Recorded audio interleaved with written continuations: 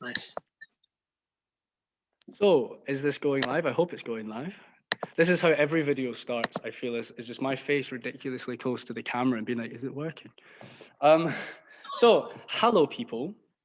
It is me, Indy Halle, Calum Indy Halle, yet again to talk to somebody. Bata sends his regards. He was going to be here to run this, but unfortunately he's not feeling well today. So you have us. So I would just like to welcome somebody who, in my mind, needs an introduction, but I'm going to do one anyway. This is Daniel Ilabaca. Would you like to quickly say hi so that people can see? Hello, everyone. Good to see you. So,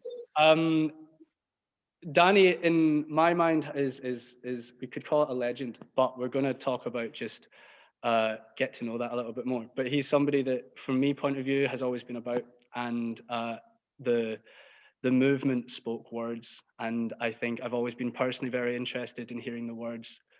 The way that you've talked about in the past and how much you've thought about it and really put a lot of time and effort into thinking about parkour, and I respect that. Not just parkour, but community in general. And I think that's why, for me personally, I was really excited. But I want to hand it over to Danny to give a little introduction to yourself and before we get into stuff, if that's all right. Yeah, no worries. I don't know. I guess this is more for people that don't really know me, I suppose. I don't know. Yeah, my name's Daniel Ilabaca. I've been doing parkour for roughly around 20 years. Wow.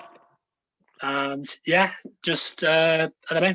I guess the topic of this discussion is about community, and that's something that I've always really thrived off and found something that gives me energy in life. And so yeah, just over the years, there's been multiple discussions at workshops that, you know, for me, movement's been really fun, but at the same time, I love to kind of communicate and discuss more deeper kind of matters, or just ponder the realm of the mind and exploration of different ideas. And so I would often, whenever I'd do workshops in the past, I'd often kind of structure it in a way that would give room for conversation and theology and philosophy and stuff like that.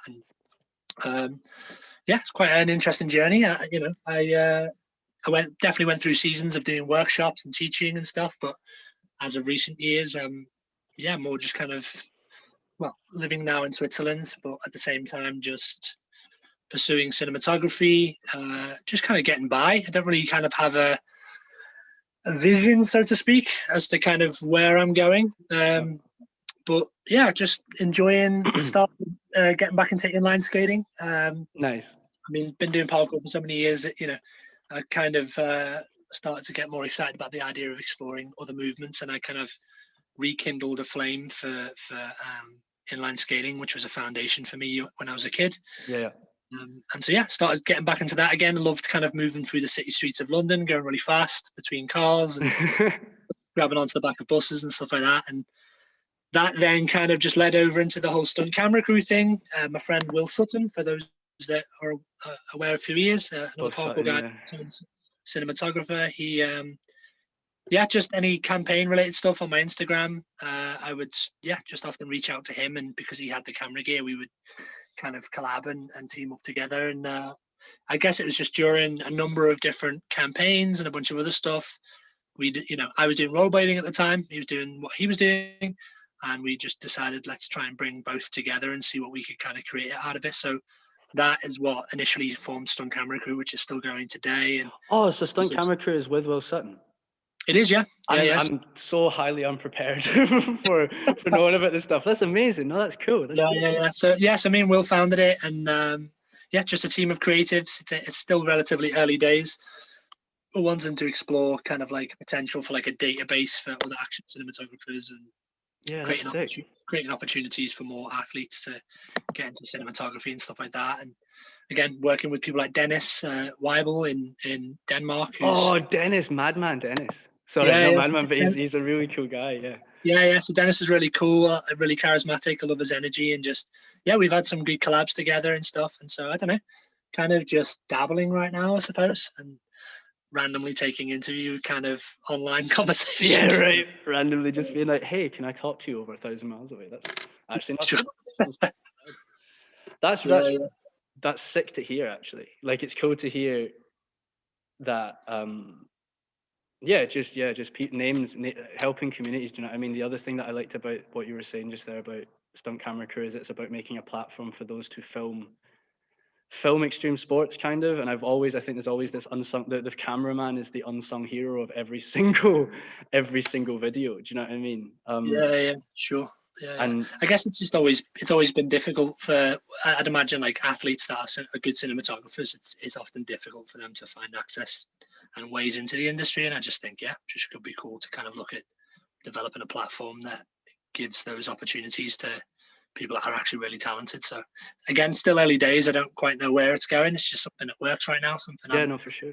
kind of enjoying the journey of. I love, again, speaking on community and stuff, I love not necessarily the film industry. It's like a love-hate relationship, but at the same time, I love production. What I mean by that is that everyone plays a role. Everyone, you've got, I mean, the way anyone in the industry would look at it that is truly passionate about just production in general, it's like they're aware that the director's no different than the guy that delivers coffee to someone on set. It's like everyone's playing a role to tell a story, right? So that's kind of part of my fascination with it, is just just kind of being a part of something bigger than myself to kind of portray a type of story. So yeah, that's kind of what I'm enjoying doing right now. But yeah. Nice.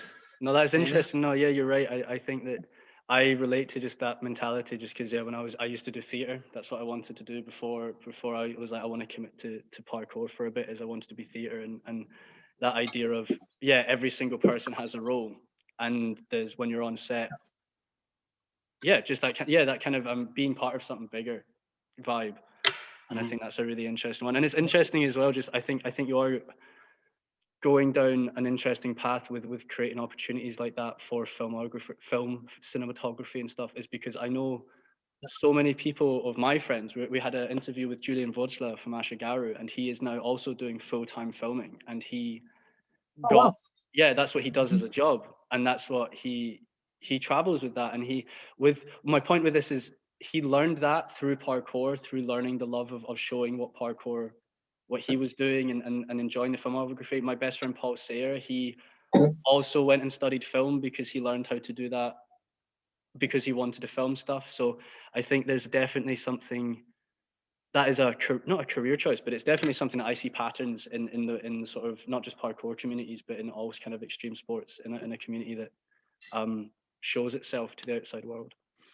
Yeah, it's interesting that you said theatre as well, because I actually, again, as I said, it's a love-hate relationship. It's something I currently kind of enjoy doing, but I'm more of kind of like being immersed in the real world scenario rather than kind of being a part of a industry that encourages people to be glued to their phones or TVs or whatever. But I definitely love the aspect of theatre, because it's a very tangible experience. It's like, that's what you're talking about in relation to stage performances and stuff, is that, again, it's the ability to tell a story, but you're actually there, kind of sitting in an audience watching someone kind of portray something in particular. So way more fascinated by that. If that was an opportunity that came by, I've done some theatrical kind of stuff in the past, and it's been a great experience. I've absolutely loved it. Learned a bit of dance and a bunch of other stuff, and it was a great experience. So yeah, theatre is amazing. I think to try and carry on this, like to move this on from us just chatting about it, I think genuinely the arts, if I can make one of them pushes, the arts in general is a very interesting thing, because, as I said, it's subjective. It connects you with how you feel about things. And I think arts is a way that you can really explore how you feel about something. And I think, just as a kind of final point, as I say, like for example, Johnston, who is also another Scottish guy who's on Motus, he is a great filmographer, and I've worked on music videos with him, and what I really like about him is the fact he's an amazing mover, and he thinks a lot about his movement, but at the same time he also thinks a lot about how he can portray that love of movement through a different medium. And I think having more and more mediums for you to express yourself on is always a good thing, and I think arts allows you to do that in a way. Sorry for just No, when you say artsy, do you mean just like any sort of type of expressive arts, or what do you mean? Well, for me, I mean, it comes from my experience. I think I think obviously, depending on arts in general, my experience comes from like I used to do music as well, and it was one of the things that I was quite good at, even though nowadays I don't really use it much. But there's also theatre. But like, for example, prose, writing stuff down, any kind of way to express yourself in me, for example, right, this is a complete tangent. I do have some things to talk about, but no. I love this. This is awesome. Yeah. So my brother's Neil Johnston, shout out, because I'm his biggest fan, but he is deaf and he's also got cerebral palsy. So we grew up with that, and I think that what I found interesting is he started to write poetry, and my brother's quite quiet quite a lot of the time as well. He's quite kind of not just generally quite a quiet person sometimes. But when he wrote poetry, there was this complete other side of him that I completely met when I read his poetry. Yeah. And it was something that really made me go like, yeah, and yeah, this person has a completely different side if you just read it from a different point of view. If you only take his live experience, that's one thing, but here's a side of him that he can communicate through another medium. So that's kind of what I mean by learning about the arts, not necessarily going off and being like a great artist, but learning the benefits of the arts to understand the kind of human condition. Sure. Yeah. No, I can definitely relate and agree to that. I think like my experience just from when you say the arts, what I kind of hear is just the expressive arts of like multiple different kinds, whether it's temporary or, you know, art, like, you know, pencil art, whatever it is, just any form of expression. I've often found that parkour has been a kind of door opener to kind of bringing me into all kinds of places, meeting people from all different mixed backgrounds. And I remember specifically one time there was a well-known kind of I can't remember what specific style of dance he does, but his name was Hoffer Schechter, and it was like we did like a live show in Birmingham. It was me, Tim Sheaf, and a bunch of other people. But I think Ben Jenks was there, I'm not too sure. And yeah, we basically did this live show, and it was great, man. It was my first introduction into like just ballet and like a bunch of other movement. It's just really, really fascinating, and again, just an eye opener, really. And it also just goes hand in hand. Like for me, parkour, it's probably been the community that I've been most familiar with, but I've never identified as being like just a parkour practitioner. I've always just been a guy who's fascinated by movement and expression in general. So yeah, I've loved the opportunities that's brought and the people that I've been able to meet along the way. And again, I've got friends from a broad spectrum of different movements that I consider family, and again, just inspired by their interpretation and their expression, you know. So yeah, awesome. For sure. No, I see what you mean. I honestly, I could just chat like this for the entire however long. I feel like this is kind of why I want to do these chats. But I do think there's a few things that I've written down to keep at least me on some kind of target. But you just mentioned you've been doing parkour for 20 years. Well, roughly about, yeah. I've been saying 20 years for like the past 2 years, but first, that is something that, because I've been doing it 11, and even though that seems like a lot, it's still not as much as the people who like taught me, and even then they're like 60. I think to be aware or to be a part of a community for something like 20 years, you've seen the community grow and change and adapt and lived it as well. Sure, yeah.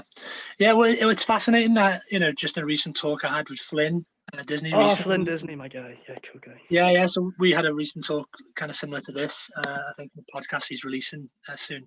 But we basically spoke on that. I've lost my train of thought. It's all right, man. I do that all the time. We were talking about 20 years community being seen. That was it, yeah. So wait, 20 years of community.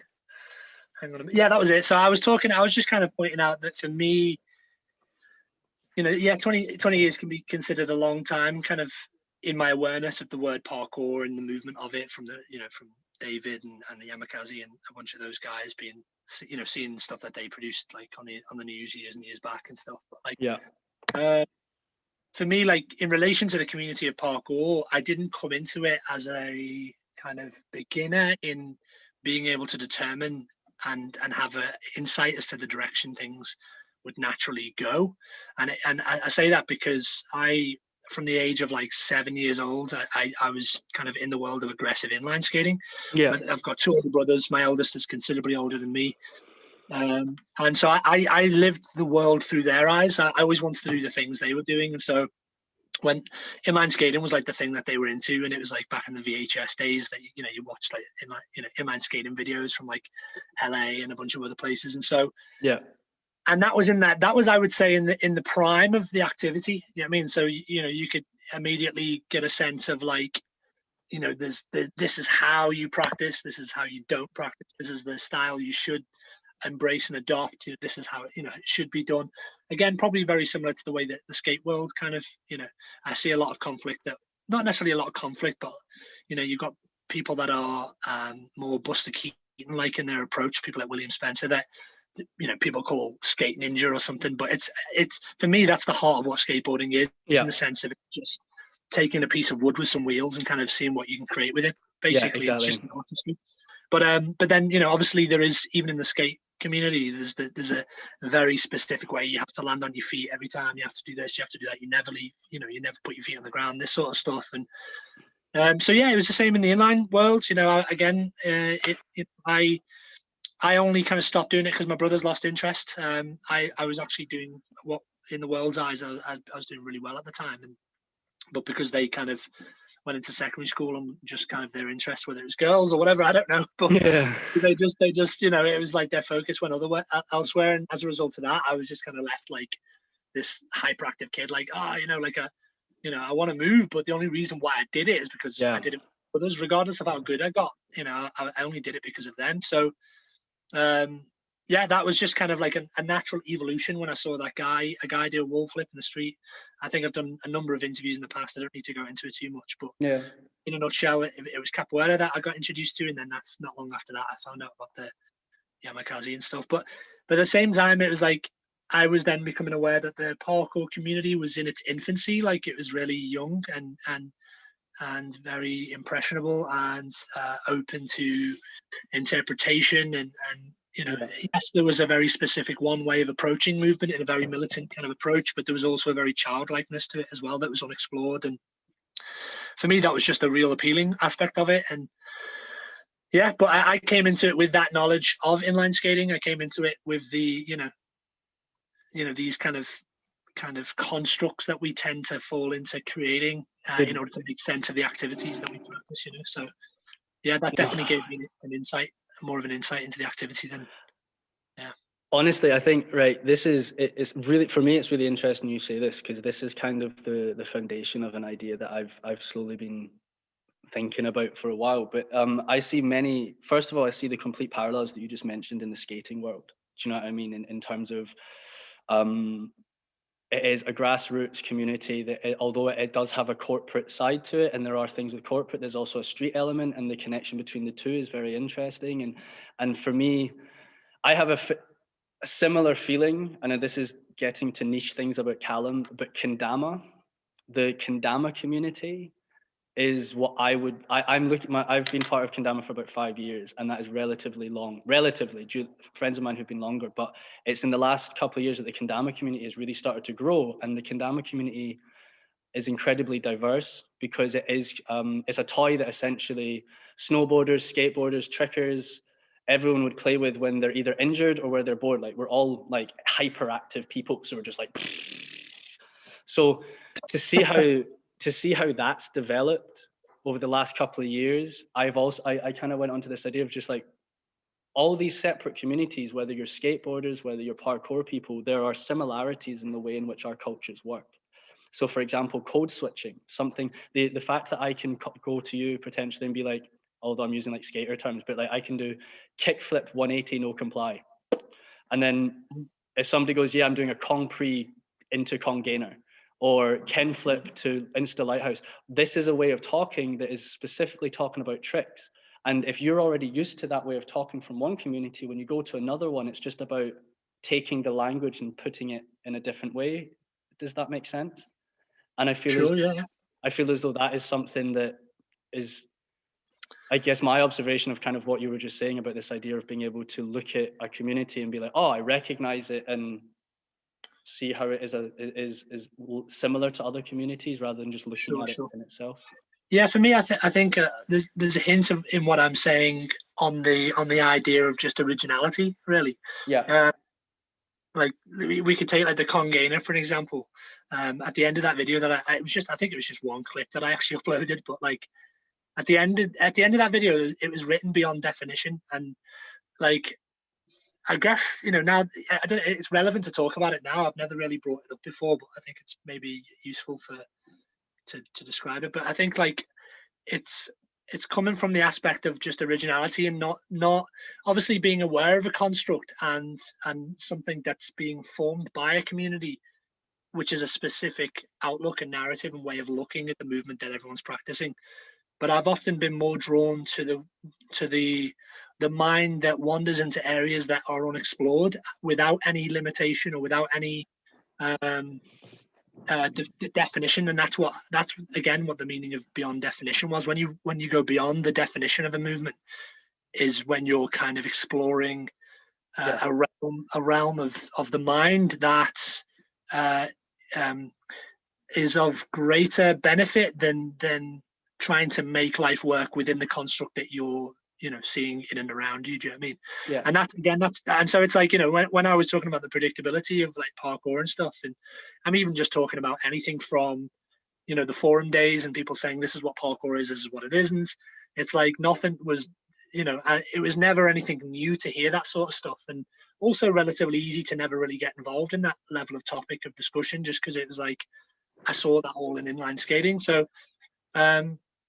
yeah, and I was just too busy kind of enjoying the exploration of things that at the time were new for me, and again, never really wanting to be seen as just a parkour practitioner, but just a guy on his journey and exploring and stuff. And so that's kind of sort of more towards kind of what I mean by kind of the connectivity from what I know about inline to parkour and stuff like that. But yeah. I'm Nice. just gonna put a quick one forward. That's all right. I was wondering, I have a kind of, because your question, because we were talking about how there's a militant side of parkour, and I'm just scratching myself on camera with a pencil. Great. Raw. We were just talking about the idea that there's a childlike side to the community, and I think individuals show that the sort of the duality in different ways. Some people are more like strict to the rules with a bit of childishness, and some people more in that kind of freedom side of things. I was wondering what you thought on this take, because I've seen that came up.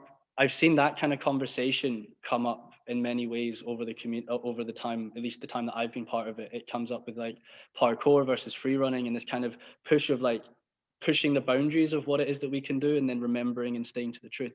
And I think that what I find with parkour, and we can maybe go into it in a bit more depth, because I do want to talk about what you were mentioning about teaching. But for my philosophy with parkour is, in a lot of what the foundations talk about, it teaches you freedom in a way. We all talk about this idea of freedom, and it gives you a sense of freedom.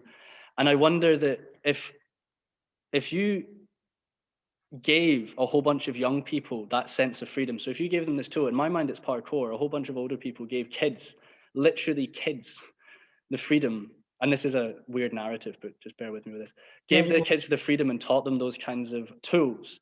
And then when they went off and did what they wanted with it, that's when they were, oh wait, no, that's not what this is.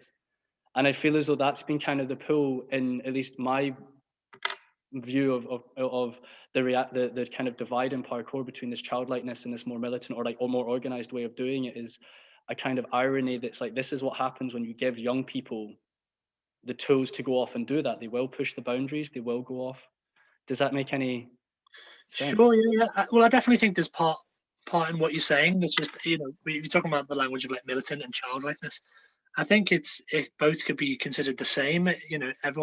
There's obviously specific mindsets and approaches to movement, and some people just like the physicality and as like an overall health benefit for their body, and that's amazing. It's really cool. Some people thrive off that, and again, it all just depends on where your stimulus comes from. I've often just found my stimulus comes from, for me, I don't know, like movement is a language. I struggled at school to convey myself, in English, and just simple words. I was often misunderstood, but I could definitely physically express myself. Yeah. Sorry, I would it's not that not that I knew I could physically express myself, but I turned to physical expression as an alternative because of frustration, basically. And so the obstacles around me were just, I now know the obstacles around me at the time that I was overcoming were just manifestations of this internal dialogue and this internal battle going on within myself, and looking for means to overcome it would bring clarity to my mind, would give me, would, you know, help me to solve questions that I had at the time. So for me, movement was an aid to answer more deeper and profound questions within, just within my being, basically. And that's often partly one of the reasons why, you know, I would say more of the approach of theology has been an area and a playground of exploration for me than just simply moving and enjoying movement with other people. It's like, let's ask these more profound, let's question, you know, let's ask these or see if we can answer or explore these more profound questions that, you know, what's the reason we move, you know, like why do we move? And so for me, it's like, it was always driven, there always had to be an incentive that was beyond the movement that gave me the stimulus to want to move. And if that was never really in place, then the movement was never. Again, I told you, like before, I was, you know, in the eyes of, like, you know, media and the way that we kind of glorify specific movement, in that perspective, I was really good at inline skating. But the moment my brother stopped, I lost interest, because it was never about being good at something. It was only about the people I was doing it with. So yeah, I think for me, it's like, you know, it was always the why or the what, and you know, that drove me to using movement as a way to kind of explore those questions further, really. But yeah, I don't know. I mean, there's definitely more on that, but I guess I'm losing my train of thought. No, it's totally fine. That comment that you were talking about, I find that really interesting as well. This idea that, and it kind of comes on to my next point. I do have like a really weird, I've got this little piece of paper with kind of ideas on it. I'm just trying to somehow scrape a narrative from all of our mad thoughts. But Sure. Yeah, this concept of community and this concept of, I am going more towards this, the more I go into teaching, the more I go into like looking at community development, and realizing that at the end, from my perspective, at the end of the day, the thing that gives you life to want to do the subject is the connection with the people you're doing it with. Sure. Yeah. And I think that when obviously there's sort of a duality, I talk about this a lot, but this idea, there's two sides of a community. There's obviously the side that really wants to like talk about the thing. So in my mind, it's like the skateboard or the parkour or the kendama. But there's also another side that we don't often talk about, which is the kind of the connection between the people you're doing it with, whether that just be your group of mates that you're just going out there and doing it with, or as you say in your sense, it's your brothers who are there older. When that drive isn't there, it doesn't matter how physically good you are at something.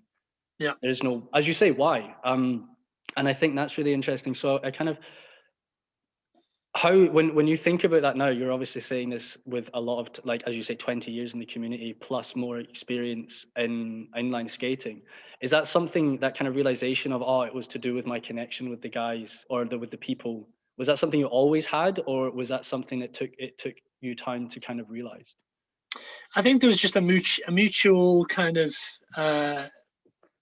like, again, it's an area that me and Flynn kind of tapped on a little bit, but it's a very unexplored topic of just at the birth of any sort of movement that tends to be, and this just through the evidence of like looking at the creation of activities in general, there tends to be a real raw, tangible, like unexcribable kind of experience that's happening that we are all mutually, it's like a hidden language of what we're all collectively experiencing. And rather than trying to define it, we're all just enjoying the reality of what we're experiencing through this energy or whatever it is. Yeah, I mean, I kind of raised the point that if I was to get into parkour today, I probably wouldn't.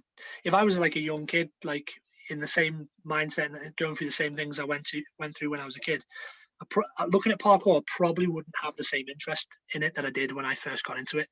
And again, when I first got into it, it was like that. It was just the freedom to interpret yourself the way you saw the world, as opposed to, I mean, I guess maybe, like it can be, you know, you've got to take what I'm saying, I guess, and really try and process what I mean, because it can be really quite easily misunderstood what I'm about to say. But when we glorify movement that people achieve, if that makes sense, like if we praise someone for having done something, then what we're doing is we're basically setting up within our own, in the framework of that person's mind, that this need to constantly not necessarily strive, but again, community in the sense of being accepted regardless of your ability is more appealing than being accepted because of what you can do.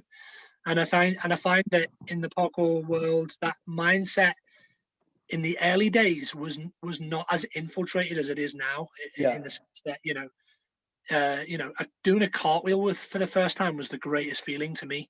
But if I look at it by the standards of what other people consider good and not good today, I would instantly look at myself and see myself like, That's kind of I'm not where I want to be, do you know what I mean? Or where I'm told I should try to aim for, And for me, then it would be a lot less appealing as an activity to want to get into, just purely on that factor, because it's like I'm already being projected to me as a young impressionable teenager that this is what the activity is, and this is what is good about it, and this is what is not good, and so I don't know. I mean, and that isn't said to every single person within the community or every community within the community, because I'm sure there are people out there that are purely driven. Movement is just the excuse to kind of hang out and do life together, and I commend that. I think that's amazing. But I guess on the flip side of what I have just shared is for me the overarching narrative that's infiltrated pretty much 90% of what we see in the world of parkour today. I think that's interesting. I think, sorry, just to kind of jump on that.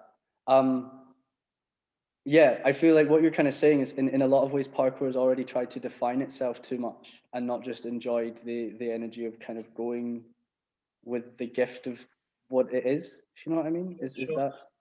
Yeah, well, I mean, it's not, we can't really say all too much on it, because I think it's just naturally within us, the things we don't understand, we want to be able to understand, right? So, and I don't know, I guess like it's just a very human thing to try to define the things we don't get. And I'm not saying that having that mindset is any less important than the person who just enjoys the experiential aspect of it. I just know that there is more of a, what's the word, unrestrictive playground of exploration, with the mindset of from letting go of that mindset, as opposed to I guess it's hard to kind of address it.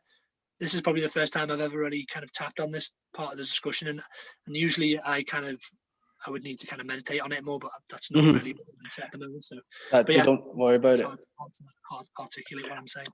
I think that's the struggle as well, man. Is that I often, I'm somebody who personally talks quite a lot, but it's also I find myself running out of words and running out of ways to communicate something. Even though you feel it, do you know what I mean? I kind of feel, and that you feel it, so it's like, this is right, but then bleh. So, but in terms of what you're saying, I personally feel that I understand what you are talking about, regardless of the words.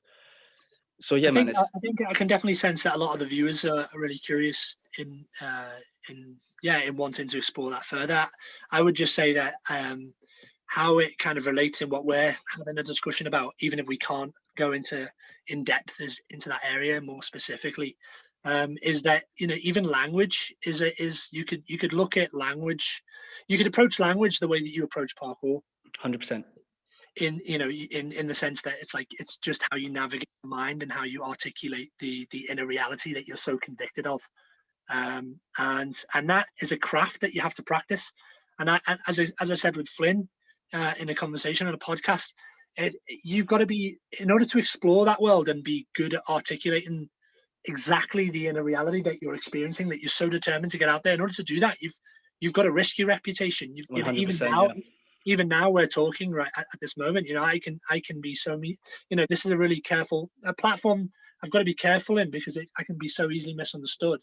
and I could say something that someone could completely misunderstood and then run with what they thought about what I've said.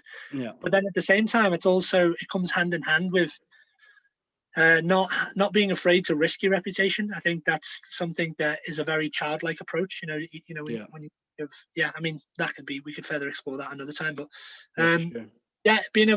I use the analogy of like playing the piano, right? Like if you want to be good at playing the piano, you've got to be okay with sounding crap at the start. Yeah, like, 100%. and you're probably gonna piss a few people off. You know what I mean? But it's like, you've got to be, you've got to, I don't know, kind of got, if you're really passionate about wanting to convey yourself in that way, you've got to be okay with sounding not so good.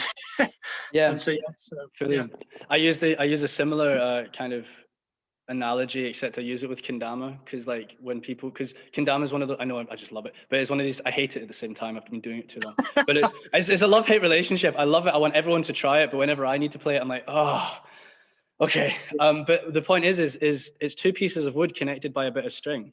If failing wasn't part of it, the string wouldn't make sense. Okay. Do you know what I mean? Like it's that idea of like failing is built in, failing and not getting it is built into the part of it. Do you know what I mean? So that's just trying to find connections. Yeah, but no, it's just on the kendama thing. It's funny that you say that, because I was at an event in Tallinn.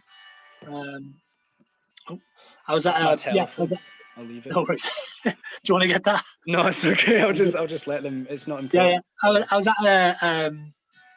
an event in Tallinn, and it was a skateboarding BMX comp thing or whatever. And there they also had the kendama stuff. So it's funny that you were talking about kendama, because I noticed that was actually like a thing. I mean, obviously I know a lot of people. Yeah. You actually got Gary guys that are constantly messing around with it and stuff, like while doing splits between walls and stuff and whatever. But it's an up and coming thing, man. I don't want to be kind of like preachy, but I think the thing, just to kind of tie it in with what we're talking about, it is the fact that it fits within the sort of mindset of so many different communities. And I did a little talk about that on my because the Ashigaru thing is madness to me. It's two fairly successful community orientated groups coming together and making something for each other in a way. Like, it's not really marketing to the whole world, you know what I mean? It's just like, this is a parkour thing and this is a kendama thing, let's see what happens. So I'm looking forward to that happening with skating. Do you know what I mean? Imagine we get a Vans kendama. That would be ridiculous but hilarious at the same time. Yeah, it's mad. It's definitely in relation to Ashigaru, I've definitely noticed a different approach in their movement and mindset as a whole, that is very distinctive and different from a lot of other movers and different nations and whatever. I often just like the William Spencer approach. William Spencer, for those that don't know, is just an amazing skateboarder, and but not just a skateboarder, man, just an amazing human being. I got to know him when I was out in LA, and we instantly connected. Just one really profound night. We climbed a tree together, and again, without language, without communication, very similar to what we used to experience in the parkour days. But when we used to just move, and you could kind of predict what people were doing, and there's this kind of spoken word that was happening. But it was the same with William, and it's been an absolute blessing just to kind of journey with him over the past number of years. And just from anything, like he could be locked in a room with just a few items and somehow manage to find a way to kind of entertain himself. And one thing that always stuck out to me was again, he loves Japanese food and stuff like that, but he'd always have like chopsticks, and he'd always be like setting up bottles in the middle of the table and like throwing a chopstick and trying to get it right into the bottle cap and through the hole and stuff, and just bunch of amazing stuff. And that again, that reflects in his movement as well. His more recent video part will be coming out soon. He hasn't released a full, every not skater, but in that world, people tend to release videos every so many years, and his last video part was quite some time ago. And I've seen, obviously being a close friend, I've seen some of the clips leading up to the release of the new video that comes out soon. And it's just amazing, man. Super inspiring. Just a very kind of refreshing approach to life. Yeah, man. I'm glad that you mentioned William, as if I know him firsthand. But no, like he's somebody that because I've kind of hit this point where I've been doing parkour for a while. I've hit all the kind of dream things of being like a parkour coach, head parkour coach in another country, speaking another language, doing this. And I've kind of hit this point also with Corona and like all this other stuff where, yeah, I'm kind of looking for the outward, and skateboarding was always a thing for me. But since I did skateboarding, and I say I did skateboarding, I fell off a board twice and got so upset that I hurt myself that I went off and found something as cool as skateboarding without, I just needed equipment, and then parkour just kind of fell in my lap. Do you know what I mean? I tried inline skating as well and decked it and was like, this hurts. But I was young, do you know what I mean? I was younger, and it was me kind of by myself in a way, do you know what I mean? So anyway, the more I explore that side of things, and also in between skating and like doing, I was also in a circus, and I did circus stuff with Robbie Griffith. That's how me and Robbie got close because of that. And so the thing that circus taught me is probably this a similar philosophy or whatever, is anything can be a toy. Anything can become a trick. Anything can become something. Do you know what I mean? You're always trying to find a way to juggle with 5 different things that, yeah, it's a bit risky, but let's try it. And I think looking at, I'm not like, I don't know if he, I think William has, you know this. William's done circus stuff. Has he done similar? He was on Nitro Circus, was he? I'm talking random stuff. You don't? No, he's never done any circus stuff. No, right. He's just always been fascinated. He's just always been fascinated by people like Buster Keaton. Again, for those that don't know who Buster Keaton is, just back in the early film days, black and white film, Buster Keaton was actually the person that inspired Jackie Chan. So obviously people consider Jackie Chan to be the godfather of like parkour and stuff or whatever. But he was also very, very influenced and inspired by Buster Keaton, who just used to do a lot of interesting kind of perspective of cinematography and playing with the eyes and the way that we kind of interpret space, but also his movement was really quite fascinating as well. So Will's just always kind of looked at that person as being a source of inspiration, and like just anything that he kind of has approached, it's always been from like what can we bring to the viewer that is, you know, is not that is entertaining, but from a place of having never seen, you know, something of that nature. So it's really really cool. I really cool. like straight up, I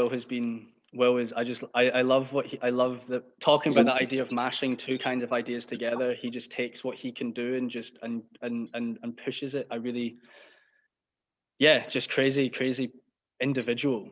Not crazy, but you know what I mean, like a very unique person within 2 different communities as well, because I know that there's it's a very appealing thing because it's a very childlike thing as well. I think that's maybe, you know, always a good thing to talk about, is that again reflects on what we experienced in the early days of parkour. There's a real innocence and childlikeness to it, and again, you know, to be able to know that like I could go to London and meet people on a similar journey of exploration was way more appealing than the movement itself. And I think that's often that for me was the real thing that stuck out to me about parkour that made it worth putting 20 years behind it.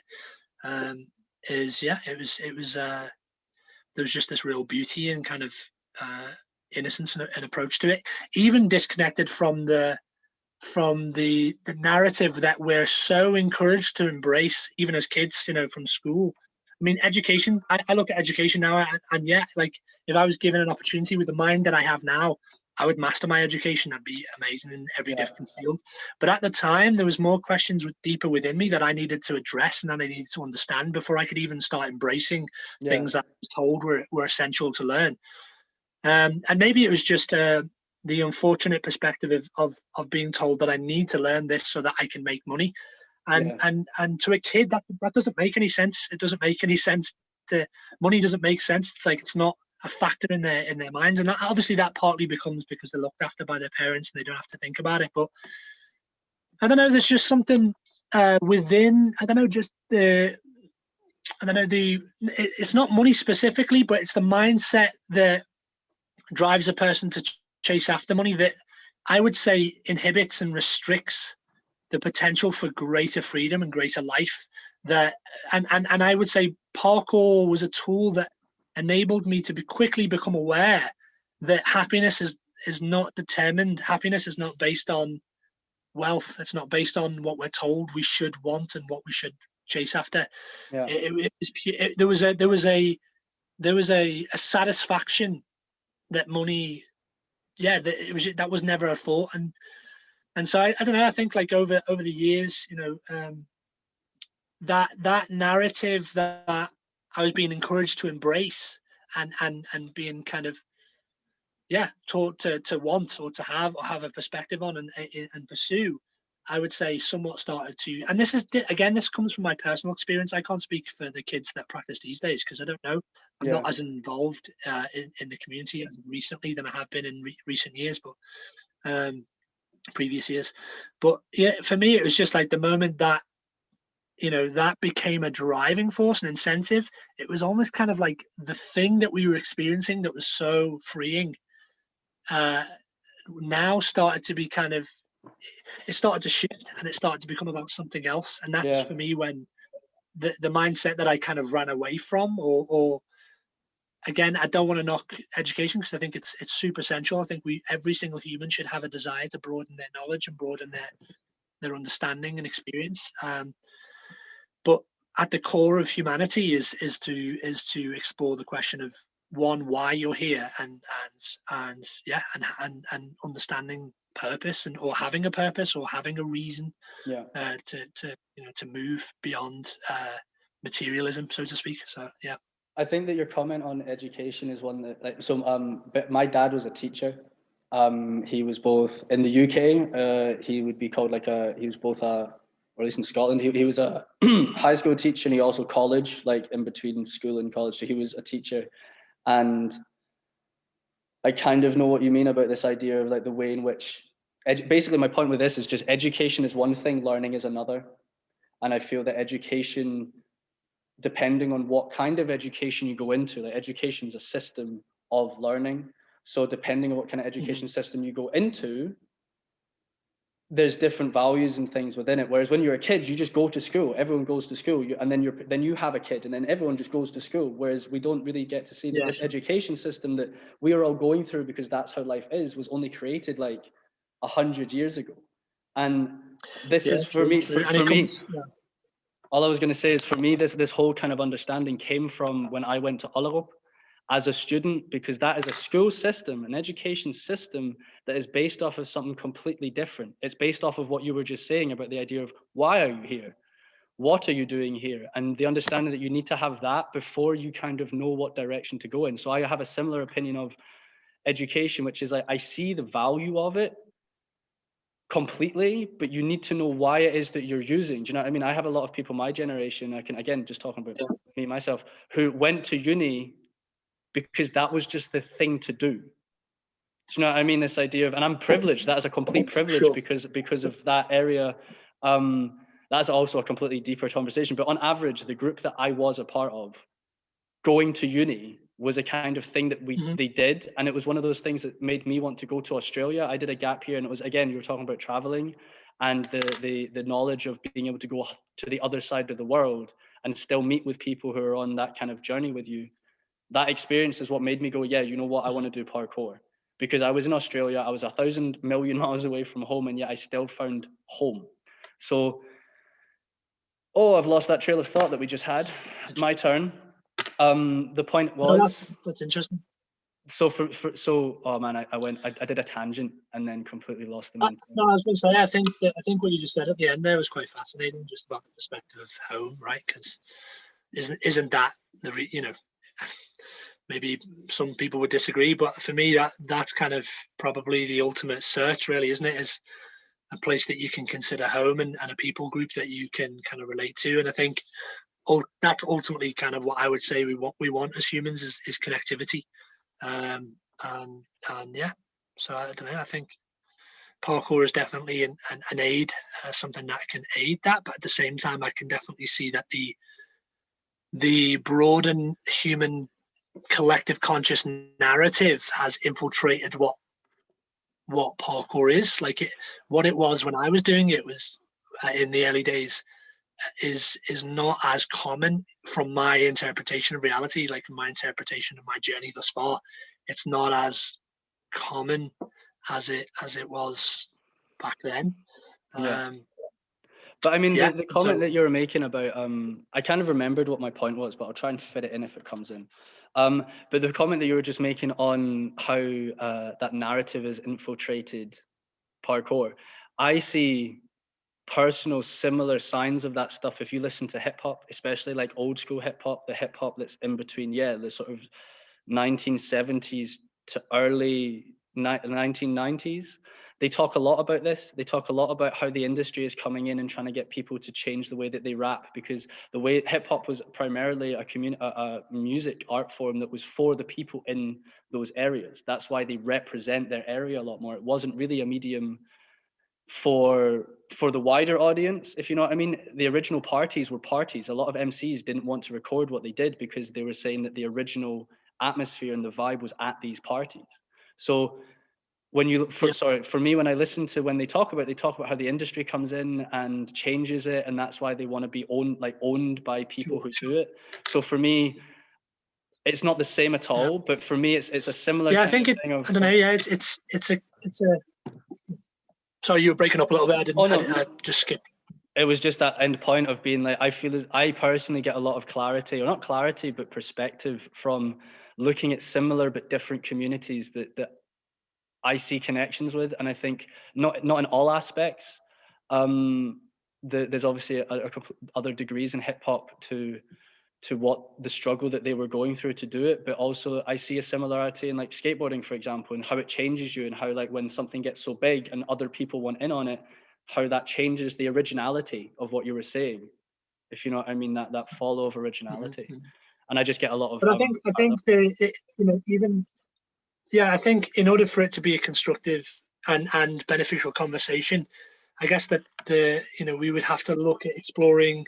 Well, what by pointing these things out, what are we trying to hint on? What are we trying to say? And for me, it's like I think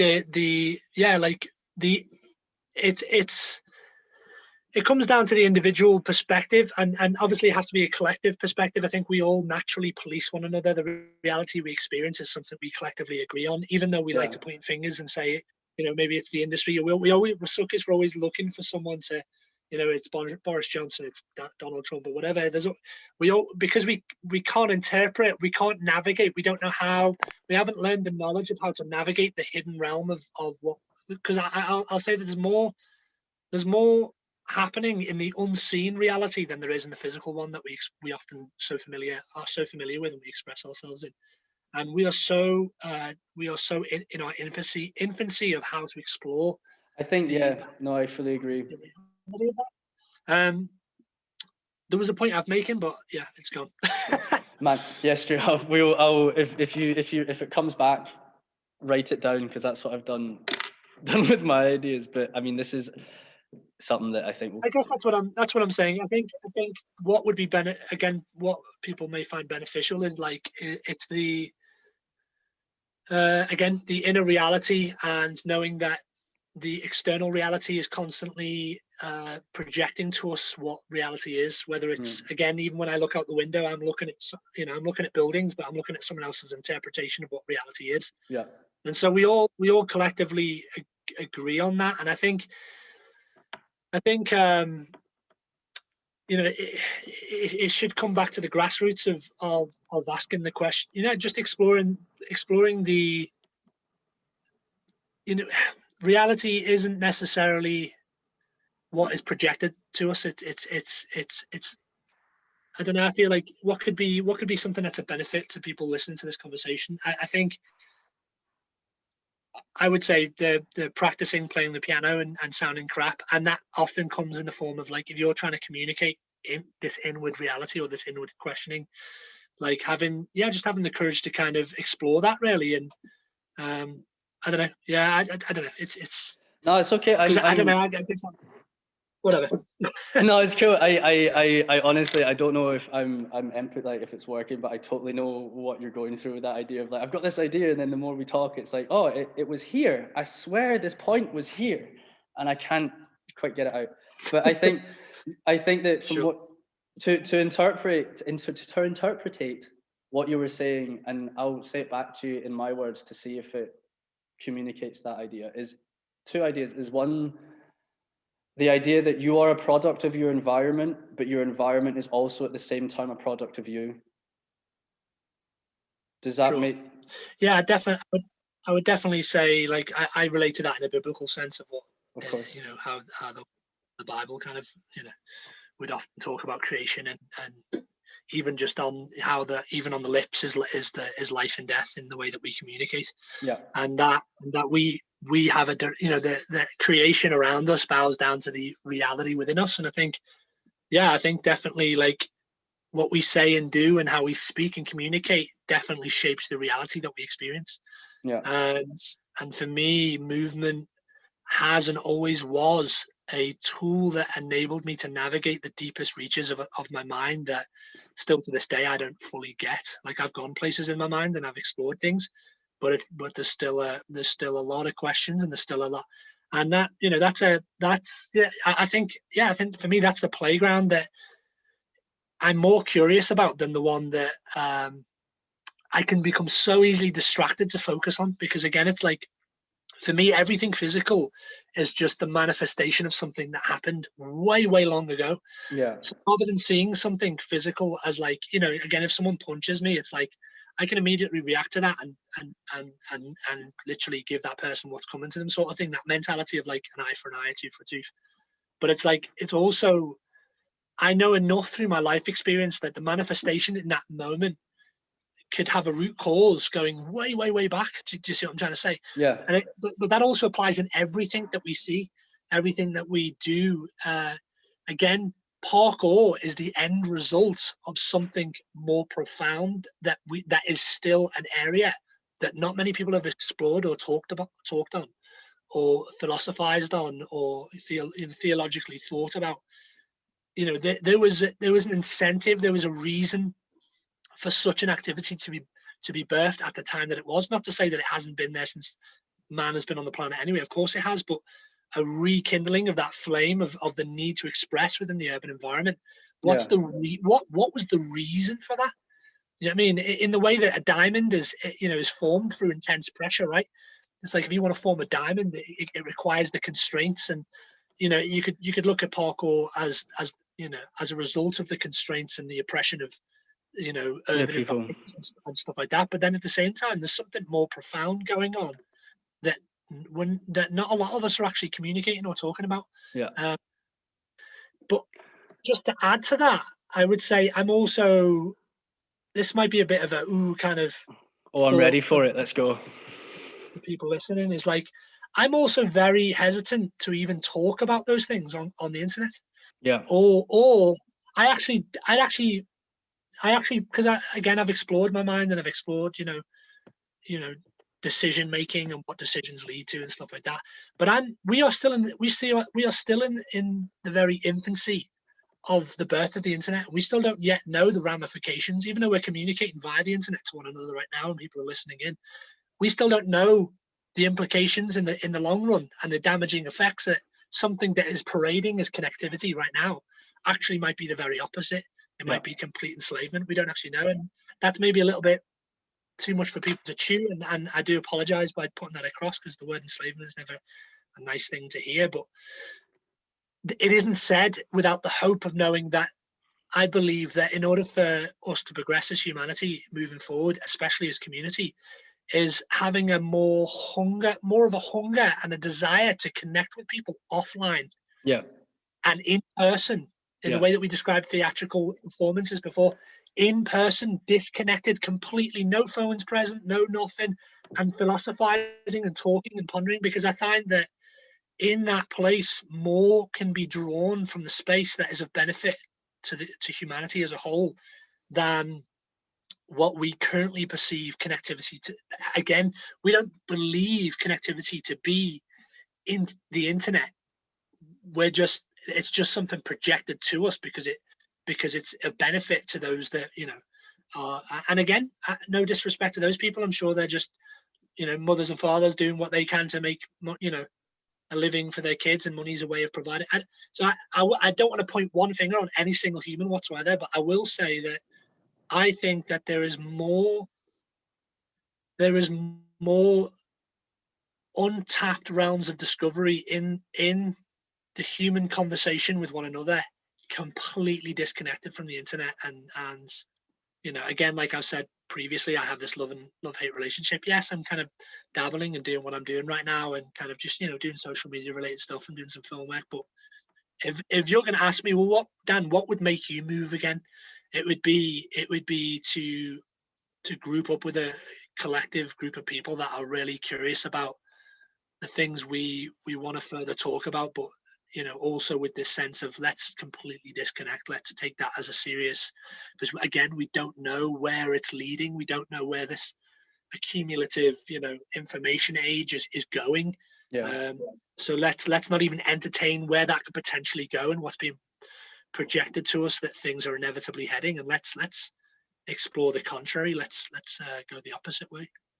No, I agree in the sense of what you were saying about like the perceived connection idea that the internet is in theory putting us closer together, but at the same time it's not. I think we take for granted the unspoken values that we get from one another. It's interesting. I find this whole topic really interesting because at the end of the day, this is at grassroots what I always delve deep in to talk about. It's interesting you talk about religion as well, simply because, I have also delved into my understanding. I grew up, as I say, my dad was a biology teacher, so he was very much a sort of Darwinist. And it was almost his, he's probably never going to see this, but it was his kind of staunch against, no, it's all just fairy stories. Mm-hmm. And yet I kind of sat there and I was like, even if they are fairy stories, they are the fairy stories that have defined and helped the human race get to where it is today, all of them. It's the foundation. It's the foundation of the framework of your very thinking. The very fact that you can stand there and defend your own free will is purely a biblical foundation. Western society is completely founded on a biblical perspective. So that, there's no doubt about that.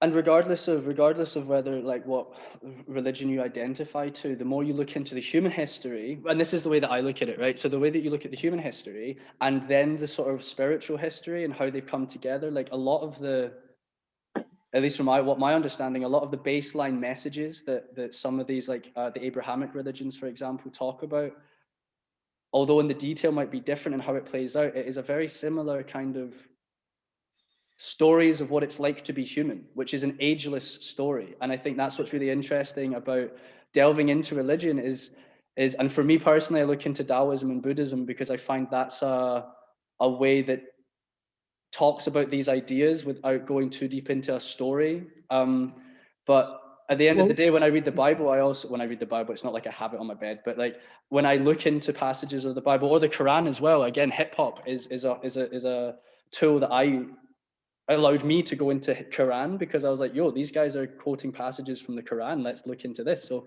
but my main point is just, as you were saying, I keep trying to use the German word Verbindung, but it's the thing that connects us. It's a thing that regardless of whether or not you believe or not, due to your culture, due to where you're at, by claiming ignorance of it, by being like, no, that doesn't exist, will not help you get close to the people that do believe it.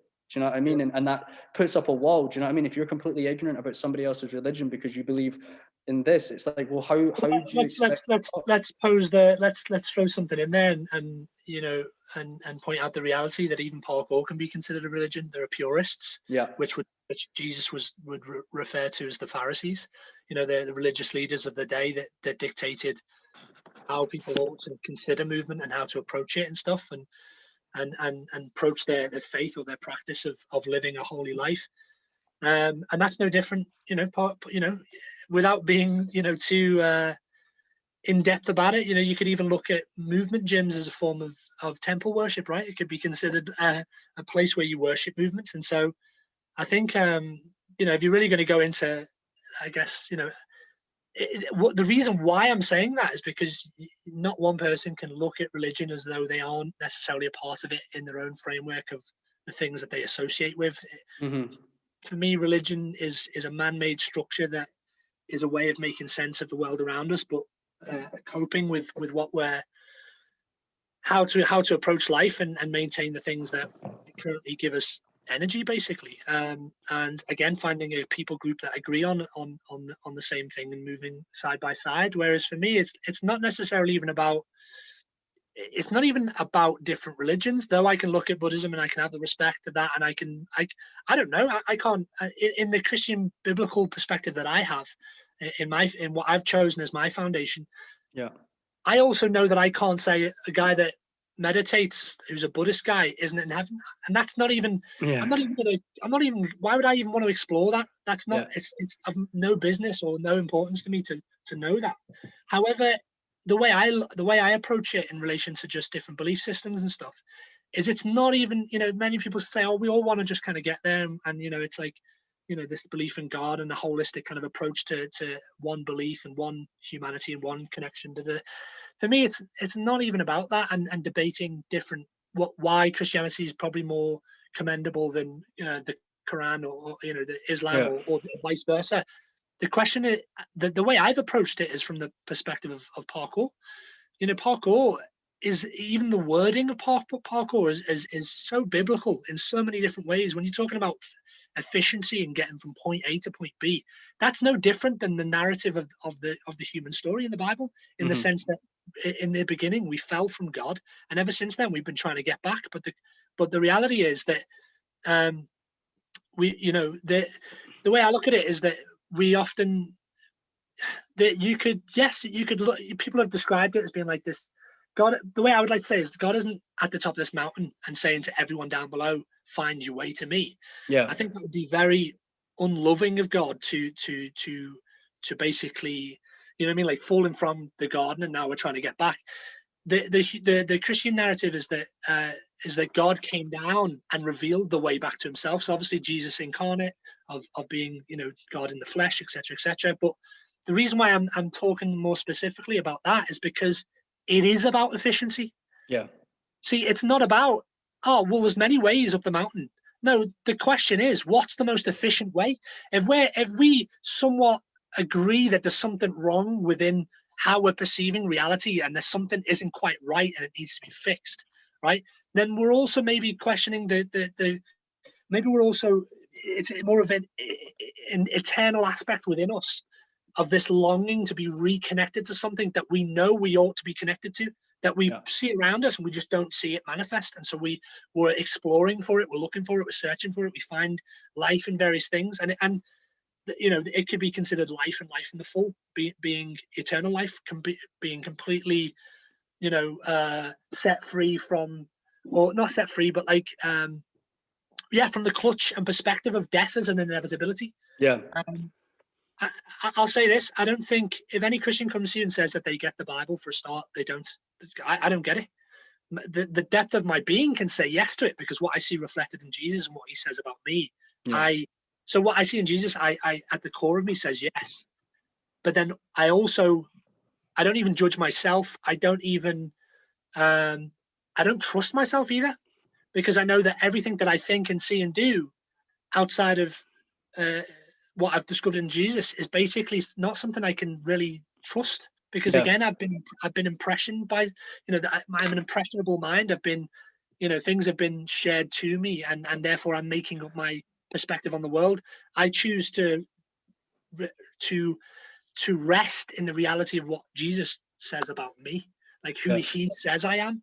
But I just know that it's the way, again, the reason why I keep going back to Jesus and stuff is because I think there's no one on the face of the planet that was more efficient than he was. There is no one more efficient than he was. He literally walked at a slow pace, but was faster than the speed of light.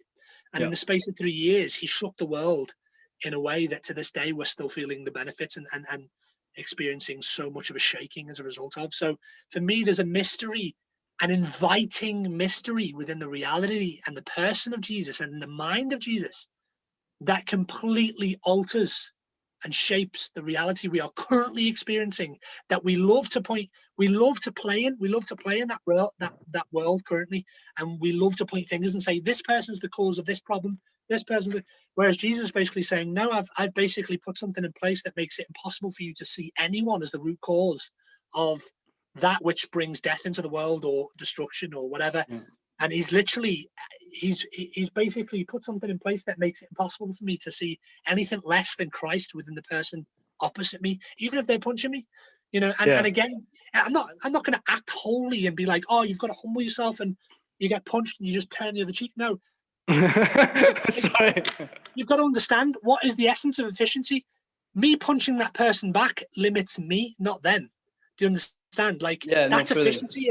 if we're talking about efficiency, that's efficiency. So yeah, I don't know where I was going with that, but No, man, it's cool. I definitely I would finish with this. Narrative does shape the world that we experience, 100%, and it's been proven through history. Even when you again, something I spoke to with Flynn about what was it, about the KGB in Russia and stuff, and how they, you know, basically just eliminated God and introduced numbers and kind of, yeah, just there's a talk on YouTube that's quite fascinating about it. But when God is removed from the equation, it's proven just through history that civilization falls apart. Yeah. And so there's obviously a hidden element to reality that I would encourage people to start exploring more. There's a tangible part, no doubt. We all express ourselves, and we're physical, and we explore, and we play, and we do stuff.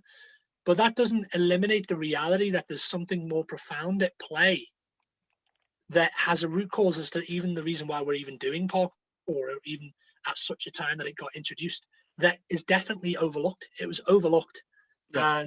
and ought to be, you know, pondered again. And like I would say, if you want any encouragement from me and my experience, because I've explored many places of the mind, I've explored many places in the physical world from different nations, as you said, like traveling to different nations and stuff internationally.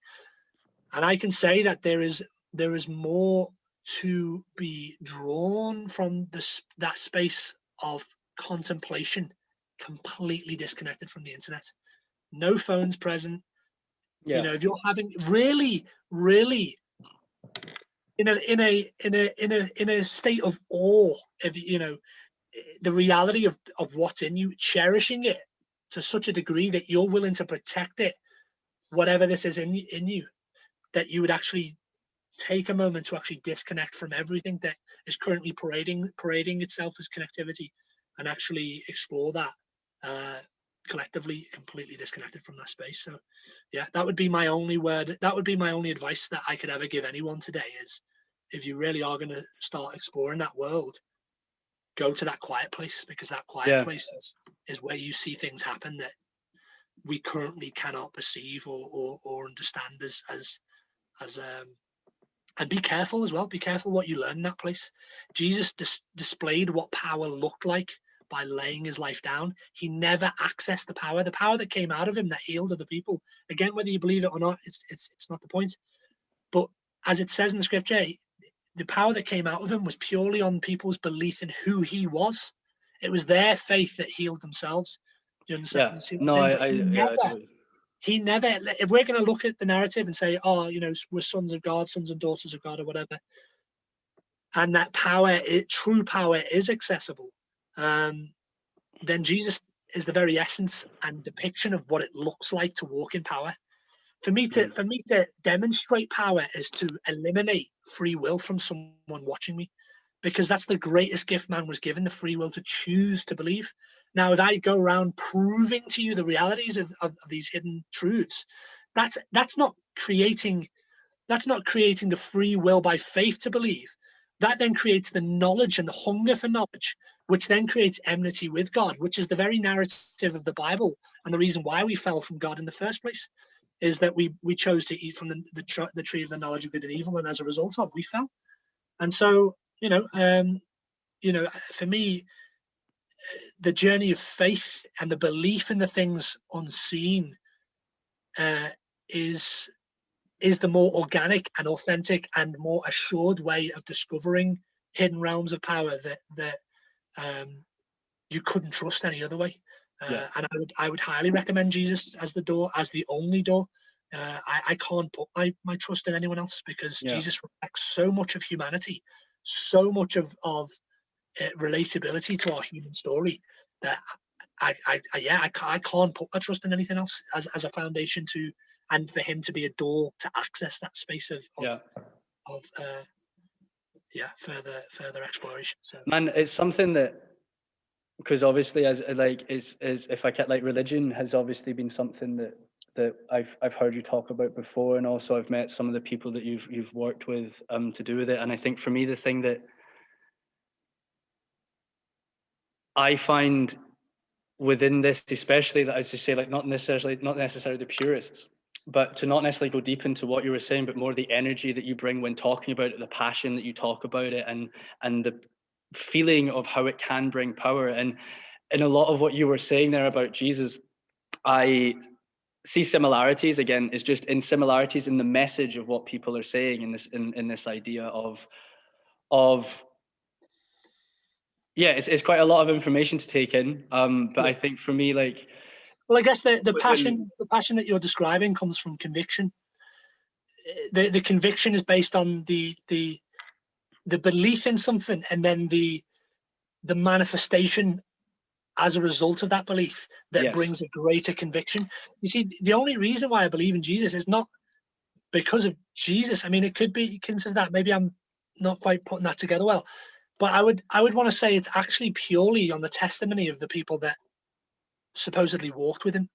I think that's It's their radical conviction to die for that belief as well, which again, you know, if you want to argue that that's just all fictional, look at the history books. It's proven, and that people like Paul and the Apostle Paul existed, and that a lot of the disciples existed, and again, most of which died for or martyred for the conviction of Jesus. You know, Jesus's reappearance after the crucifixion and stuff. yeah. But it's I purely think on the radical transformation of their lives as to why I believe. I mean, that's the only, and so that conviction, that, or that strength, or that whatever that's coming out of me, that's this fire, whatever. It's exactly the same thing. I'm basically bearing witness to having, you know, almost like I was there myself walking. yeah, no, I fully, just to kind of bring this, because obviously I think, again, as I said, we can chat about this for time. I love this chat about this deep, but I'm trying to tie it in, but tie it into, because there is, again, that one last bit as I want to talk about when you were at jams and stuff, what is it, the thing that you teach? But I think just to tie it in, because that idea of conviction, I think that is, and the believing in an idea to the point where you are so like, no, this is it. I as much as I kind of reading it, blah, blah, blah, blah, blah. As much as I know that you've got you found Jesus and you were that side of things, I think what you're trying to be, you can't afford not to be convicted by something, and so devoted to it. You see, because it's built within us. Every single one of us wants to jump the gap, but none of us will jump unless what we see reflected on the other side is worth jumping into. You understand? I get it. Like I've often posed the question at workshops whenever because I've used theology and I've used philosophy within my teaching when doing workshops in the past, and I often gave the analogy. I would put someone in a situation. I'll say, okay, I'm going to put you at the top of a 30-foot tree, and there's a branch on a tree down below that's 10 foot above the ground. You know, will you jump? And of course, the answer is no, right? They're not going to jump.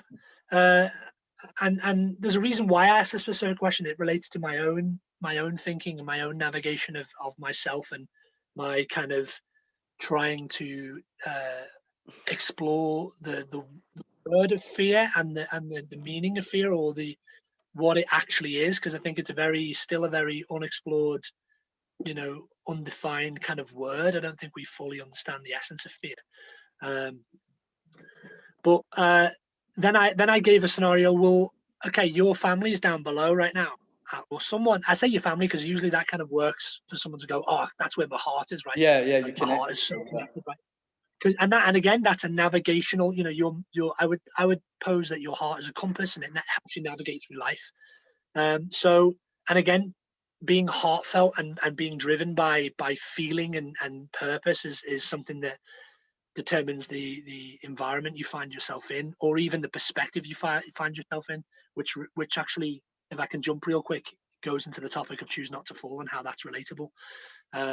Being, you know, being that your perspective of what you're experiencing is a determining factor into the success that comes out of it, or the I was going to mention the choose not to fall, because it sounds as though, like, because I remember when that came out. Yeah, it's again, I haven't, it's like the video, but the concept at first when I heard it. Yeah, let's explore that. Let's explore that.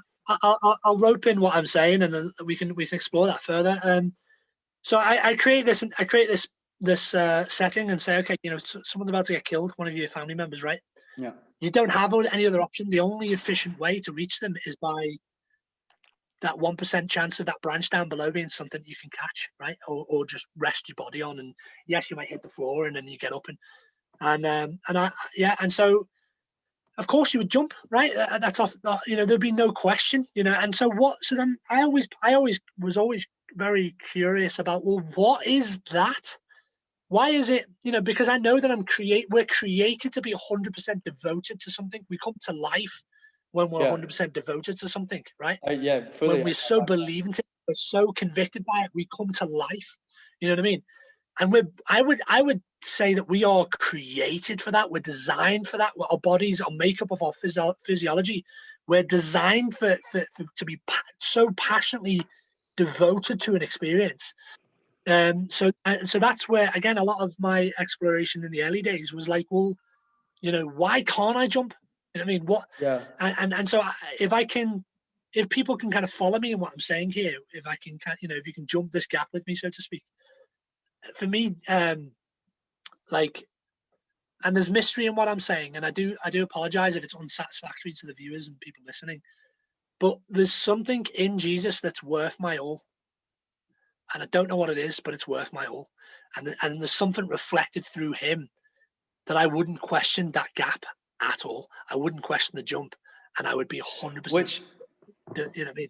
Which I think gives because I've also, this concept is, like, at the end of the day, I don't know how to put it, but it's something that because I'm somebody that is, especially at the start of my training, I was full of fear, full of it. I still am in a lot of ways, do you know what I mean? But it is something that, like, regardless of what makes you do that jump, by you doing that jump, you'll deal with it at the end, do you know what I mean? And I think that for me, the thing that but the respect I have from creating that belief and getting to the stage where it's like, you know what, I don't know if I'm going to make this, but I also believe there's a difference as well. Do you know what I mean? In terms of, like, knowledge and believing in something that's not there. So my perspective as somebody looking at that is, regardless of whether or not that is true, at the end of the day, it has helped you do that jump. So you have evidence of so many times of you doing jumps that kind of falls into, it's like, well, I'm doing it. Do you know what I mean? It kind of, you're willing to risk it. You put everything on the line and you do risk it and you do the jump, and then you come out the other end and you're like, yo, okay, cool. And I think that for me to kind of bring it into what we're talking about is, for me, my intention with these discussions is not too much to be like, hey, look at all these individual people do what they do, but kind of be like, hey, these individual people are all having the same discussions. At the end of the day, all we're trying to promote is not necessarily go the same way as these guys, but as you say, find what it is that you're convicted to, explore that. And if that means you need to go down certain paths, as you say, explore and make mistakes, then go down it. But at the end of the day, what I'm trying to say, and I wonder if you agree with it, is regardless of the specifics, be curious, go out there and try it and find out what you think. Even if you're like, oh, I don't know, but just be like, find out what you think and see where that takes you, if you know what I mean. Does that make any sense? Just of trying to find out the thing that you are convicted by. Like, what is it that makes you what is it that about life that makes you go, yeah, you know what, I want to go out and get it. And for you, as you say, that's religion and Jesus, but for other people that might be like politics, or that might be arts, or that might be something else. And obviously, well, again, I would say that a lot of it is purely, I would say a lot of it is purely based on narrative and what you believe. Because that dictates the world that you then see manifest around you. And I think that it's an area that I'm unsure of when it comes to communicating it, and especially, again, via this sort of medium of communication. But I knowing human nature, because I'm a human, and knowing the decisions lead to various things, and some things that lead to good things, some leads to bad, and you're innocent in the sense that you are pardoned in the act of something until you realize the detrimental effects that it brings to humanity. And then when you're actually acting in it, you're actually operating in a different framework of your thinking, knowing that it actually is detrimental to human progression. And that would be what the Bible describes as sin, is like knowingly doing something that is kind of like bringing destruction. Do you know what I mean? And I definitely think we are again, like a kid, right? A little baby knocks a glass off the table. You're not going to get angry at a kid, right? It doesn't know any better. But the moment that child starts to become aware that that glass has value, and that it actually serves a purpose and it belongs to someone, them actively smashing it on the ground enables you to justify that retaliation of like, no, you know what I mean, what you're doing is wrong. Do you know what I mean? But there's definitely a realm within the way that we navigate through the world where we are innocent in our exploration, and I encourage people to do that. But in order to talk about innocence, it would be wrong not to talk about the opposite. To say that there isn't people out there that know exactly what they're doing and have a knowledge of good and evil that maybe the rest of us don't, would be very silly to overlook. Yeah. And I would say those people are very misled and very deceived and very again, I think part of that deception has come from a lack of foundation and a lack of identity and a lack of knowing self that has made susceptible to influence and stuff. But I think that's how can I say it? There are people that know what they're doing. Yeah, you said it simply. I know exactly. Yeah, I know what you mean.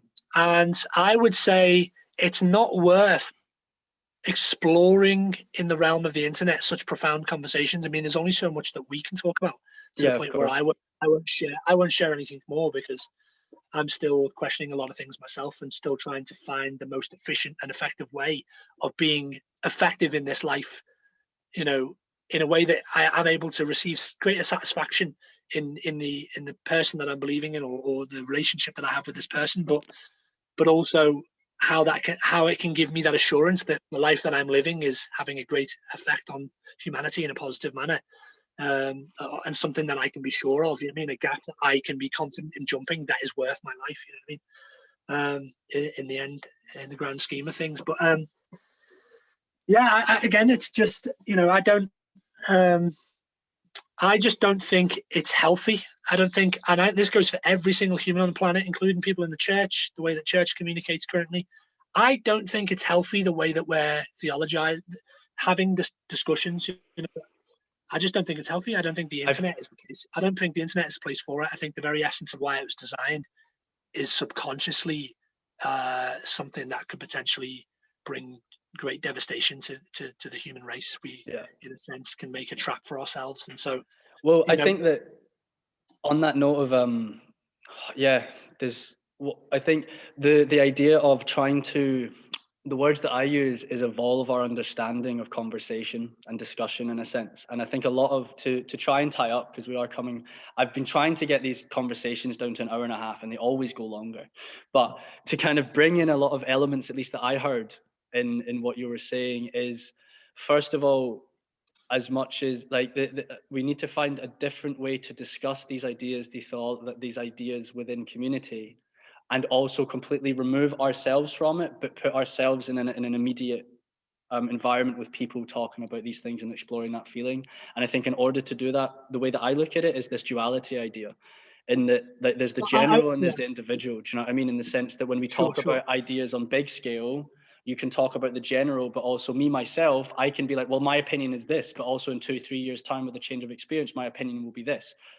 I don't trust my own opinion on it, but in order to explore what my opinion is, I need to say, this is what I think, to then have other people be like, here's the discussion. Do you know what I mean? Whereas I think a lot of the time in everyday conversation, rather than the kind of general understanding of what's going on and being like objective and being like, I am a part of that as well, but I'm looking at it from over here and looking as a whole, people tend to be the individuals, and they go in and they argue their points without realizing that, like, you are both part of the same circle. Do you know what I mean? It's like, oh, this is parkour, no, this is parkour, and it's like, you're both parkour. Parkour is for me, I think there's definitely feel like there's maybe something a little bit underlying cynical within the theme of that perspective, that we become ignorant towards, we knowingly partake in, even though in the depth of our subconscious we're aware of something happening that we somewhat wouldn't have, even maybe in our young years, wouldn't have agreed on and stuff. I think I just finished with this, like, seek, knock, and the door will be open to you. I think if you seek with all your heart, and if your heart's in the right place and your intention is to understand and to know truth, you'll find it. It's as simple as that. No, straight up. I think it's as simple as that. I think it's a really nice one to end on, simply because it ties into kind of personal thing. Is I remember when I first, I think it might have been Love of Movement, but I really can't remember. I've bumped into you a number of times in jams over the years, and I've always been hell inspired with the way in which you talk to people. And over the last couple of years, I've noticed it more about, not just you, but also like there is a definite skill within the art of talking to people live. And I think for me, I remember there was a time where I was like, I'd really like to talk to you. However, in the setting of a big thing, my confidence, I was like, no, I'd really like to sit down and talk to you. And I had this idea in my head. It's like, one day it would be really cool to just sit down and talk with Danny about all of these ideas that we just talked about. And I put that in the back in my head. I was like, cool, that's a thing, maybe one day. And for that to be now, we've just had it in a way. Do you know what I mean? It's one of these things where it's not necessarily to be like putting you on a pedestal, but this idea of being like, yo, I had this idea, I kept it, I believed and wanted to get it to that stage. And just out of chance, it happened. Like, unfortunately, Bat is ill today, but like, yeah, I'm personally, I don't know if this ties into any sense. It might just be what's going on in my head, but this idea of being like, yeah, explore, knock on the doors, find out what it is that you think, and have ideas where you want to go, and see how far down the line you can get these ideas. Because as you say, sometimes these things will just manifest and happen.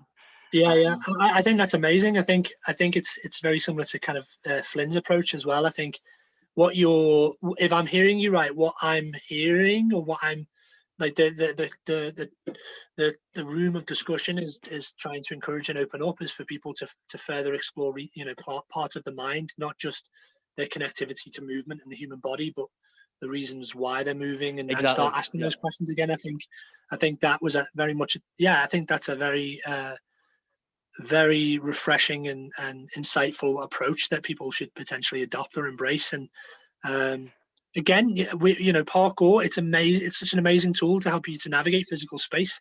I would also encourage people to consider that the physical space you're navigating is also only a very small reflection of what is internally going on.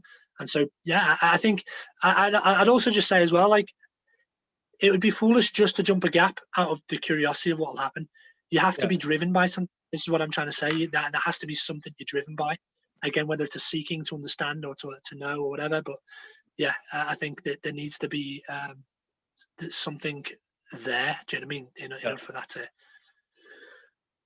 to, truly. No, fully agree. Or whatever. But fully agree. And I think that I'm also recognizing, because I get the same, as we're getting to the point where it's kind of hard to get our ideas out.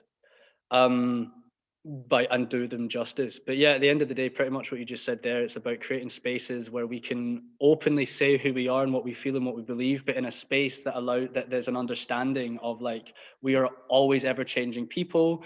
We're not going to attack you for what your views are, but you also need to understand what it is that you're saying, blah, blah, blah. And I think, to be honest, what you're talking about, I do think that there's a change. I think there's a wave of different people. Like Flynn is another one, but there's also I just see, if I start listing them off, I'll forget a number of people. I don't want to forget, but I think there is a wave within the community, and I think it's coming from a lot of these young guys. As I said, I was like 15 when I started parkour, and then now we're becoming adults, and I think now we're coming to reflecting, and we're like, hey, what is this? So I sense a wave of a movement in terms of talking about these things, what makes us drive more than just the movement.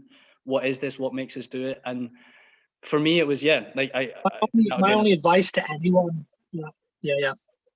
And that's amazing to share that observation. I mean, I feel like you're probably more immersed in the community than I am. For me, like, I've often been more able to relate with people that are on a similar journey and foundational perspective, because it's for me, it's a way more free, not only freeing space, but a space that more can be drawn from. But I guess specifically for the parkour community, and for those that are just passionate young teens or young people or whatever, or old or whatever, doesn't really matter, that are still practicing, I would just encourage you to be mindful of the stage that's been set for us to specifically communicate ideas on. I think there's an incentive behind that is not for the betterment of humanity. And so, yeah, that would be, I'm coming into this world, which again, this is the very medium that I'm talking about, but I'm coming into it, and I'm leaving after this discussion with my advice again from my experience. And yes, it's sort of hypocritical in some respects, because I still partake in social media and stuff like that, and other mediums and stuff. But I think in relation to just the general topic and discussion of the human heart and the mystery of the human heart, I would want to encourage people to just be very considerate and very cherishing of what they have in them, the pearls that they have in them, basically. And be very wise, because before you know it, you could be sharing something and then you deplete it again, because you know whatever's been spoken, whatever you shared has been drawn out of you. And I would just people need to increase in wisdom, but then that is the question: what is wisdom? What does wisdom look like? And again, that would be another thing I'd encourage people to explore. What is wisdom? No, it's genuinely, this conversation has been sick. It's been a lot, as we say, it's a lot deeper, but I think it was a good representation of the stuff that you talk about as well. And I think it tied in really well with the general vibe of what all of these chats are about, which is essentially what you're saying is how do we collectively evolve our wisdom without falling into the habits of just what the individual thinks is important. Do you know what I mean? And for me, with my journey, the closest thing that I've got to an answer of that is just belief in discussion. And as you say, taking time to really design, to an extent, the spaces where discussion comes in, and taking it seriously and being like, how do we not create, but giving people the spaces. So I think that this is why these conversations are really important. And I'm sure that everyone got something from just what we were saying, in the same way that every single time I listen to you speak, because I've heard you speak before, and it's this, even though the message is the same, it's always different in the way that you talk about it, always different because it comes from your lived experience. And I think that just encouraging more people to talk about their lived experience is another thing. Do you know what I mean? Giving people the voice and the platform to be like, hey, this is me and this is what I think. And yeah, I just think that we as a parkour community, and not just parkour, but in like skating and things like that, we give ourselves the tools. We were just the people with your mates validating each other. So if we can, I'll tell you one thing. Yeah, I'll tell you one more thing just on that. Like, I found that my need to be understood sometimes overrides my relationship with the person that I believe in, right? So rather than just being in relationship with this person, Jesus, or whatever it might be, it often my need to be understood is what leads me into communicating things that are unexplored areas of the mind that I think are sacred and ought to be kept sacred, and ought to be only shared within settings that you're confident with people that will not only receive what you're saying but cherish it themselves. And I don't think that is made, that sort of information. Now, people can capitalize on that, and people can make books and make lots of millions of pounds and stuff, and that's often what happens in the narrative of a lot of storytellers and people that write books, is they're capitalizing because they know the richness of what they've come across, to the point where they're like just capitalizing on it, basically. And fair play to them, that's the approach they want to take. And I've been less inclined to do that, just because of my belief in the unseen being more rich than the need to exploit it. But yeah, I think just people need to just be really careful with how they communicate these inner realities. Find a safe environment. That is one. I've searched far and wide, and I have found people on the planet that I can have in-depth conversations with. But it's rare. A safe place to communicate, a safe place to share ideas, is a rare space, and you have to be able to increase in your discerning ability of the information that's within you and how to share that with others. There's a sacredness to humanity that every one of us wants to understand outside of that again, that comes based on my biblical perspective and stuff. But I mean, yeah, no, I fully agree, and I think that I think that what's interesting is the more you go down that story, go down that kind of idea of like looking in and trying to question and go into it and take things, it kind of goes in a similar direction. So as much as, for example, I can say that I don't, from my experience, don't necessarily share the same conviction in what you're saying, I still see it and I still connect with what you're saying. Do you know what I mean? I can still understand the message behind what it is that you're saying, because I've also explored it. So I guess, yeah, at the end of the day, all we're trying to do is encourage self-exploration and be mindful of what you're doing as well, not just going out, but be mindful of it. Unfortunately, I'm going to have to, again, be honest with you, dude, it gets to this stage in the chat and I need to go to the toilet. So I'm getting at that stage just now. Yeah, man. But I just want to say personally, man, thank you so much for your time. I think what we can just quickly do before we end, we are coming to the sort of end round. If there's anybody on Zoom who wants to ask questions real quick, jump in the chat. But I just want to personally say that, thank you so much for your time. I really totally get your message about creating safe spaces and trying to, for me, it's about taking responsibility to create these things.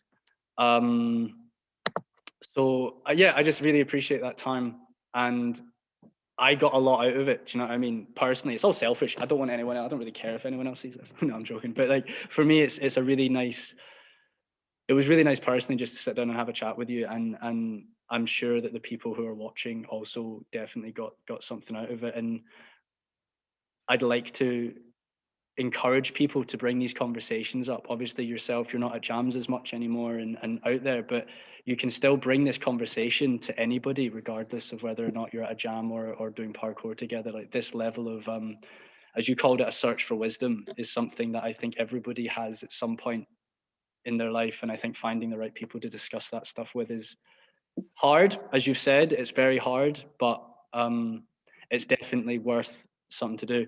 I'm going to try. So basically, if you're okay with it, Danny, Vusi, who's one of the guys we work with, has asked if he could come on mic and ask you a question. Would that be possible? Do you have time for that? On my screen, Danny's now just stopped. So I can't hear him, or he hasn't moved. So he has froze. Okay, so we might be getting into the part of the conversation. Let's just, like, for everyone, he has stopped. Fantastic. So, unfortunately, I think that might be it. We're going to give it a few more seconds to, or take now a quick break. That's very true. Although I don't really want to leave Danny like by himself. Oh, I heard some noises. Hello.